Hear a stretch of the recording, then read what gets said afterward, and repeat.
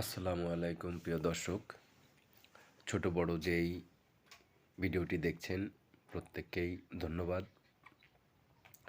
এই টিয়া পাখিটিকে আমি ৩-৪ দিন ট্রেনিং দিচ্ছি কিভাবে ঘর থেকে বের হবে আর ভিতরে ঢুকবে। তো সব কিছু এত সহজ নয়, যদি সহজ হতো তাহলে সবাই করতো, কারণ একটি পাখিকে পোষ মানাতে কে না চায়। এই পাখিটির বয়স প্রায় ২ বছর। গত ১ বছর আগেও আমার কাছ থেকে হারিয়ে গিয়েছিল, আবার সে ফিরে এসেছে। আমার খুব ভালো লাগছে আমার টিয়াকে দেখে।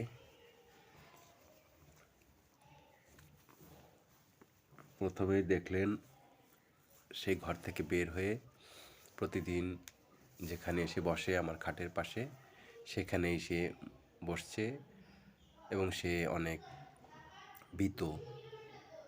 ভয় পাওয়াটা স্বাভাবিক। এতদিন সে কিভাবে ছিল একমাত্র সেই ভালো জানে। তারপরেও আল্লাহ তারে ভালো রাখছে, আমার কাছে ফিরে এসেছে, শুকরিয়া জানাই। তাকে আমি একটু বড়ই খেতে দিলাম, ভয় পাচ্ছিল। এই ভয় থেকে এড়ানোর জন্য তাকে আমি একটু বড়ই খেতে দিয়েছি। এখন আমি বলবো, টিয়া তুমি খাঁচায় যাও। সে আস্তে আস্তে খাঁচায় চলে যাবে। যাও যাও, খাঁচায় যাও, যাও যাও যাও, হ্যাঁ যাও যাও যাও, খাঁচায় যাও।